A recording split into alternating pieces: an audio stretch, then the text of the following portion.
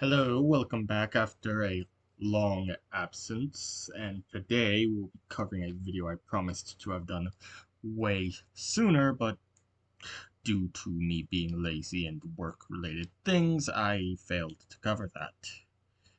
That's on me.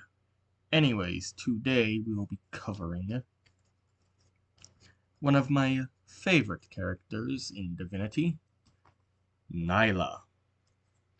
And I've a different way of introducing her. Blood. Something that bonds families, something that bonds every living thing, the fuel of the living flame. And he who controls the fuel determines the strength of the fire. Nylla is not an exception to this. She wields blood with deadly force. If you do not know, Nylla is a blood goddess. Now then, let us get into how that happened. Because Nylla is not just, poof, I'm a goddess. There's a story to her. She's an example of tragedy, yet also the strength to endure. Her backstory is simply this. A peasant girl called to sacrifice because a king couldn't have a child due to natural-born sterility. But due to the king's increasing madness and obsession to try and fix this sterility, a rebellion grew. The ritual that was supposed to save the king and his empire became its entire doom. Both sides knew not the full implications of this ritual. The rebels tampered with it one night in secret. And the day Nylla was called to die. Instead of her death, she ascended to godhood. She gained the blood domain for spilling royal blood as the first act, and the domain of sacrifice due to how she ascended, being that of a ritual. She's endured battles greater than most.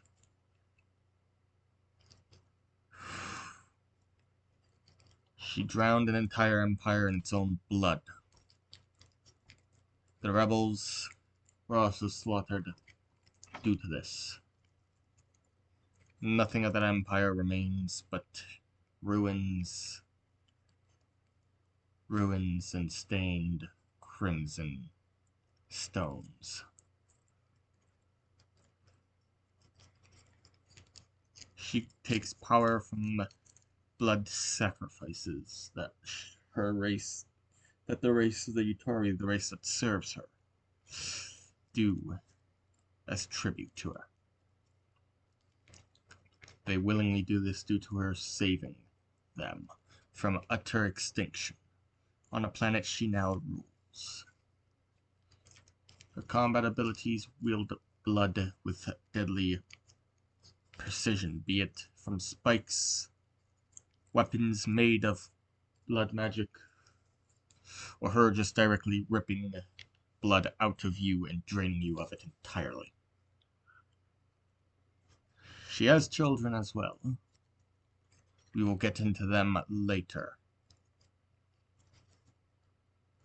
And she also has a wife who we'll get into later as well. But Nylla has changed. She is far from just a slaughter and blood-lusted entity that she once was. She has grown a motherly characteristic.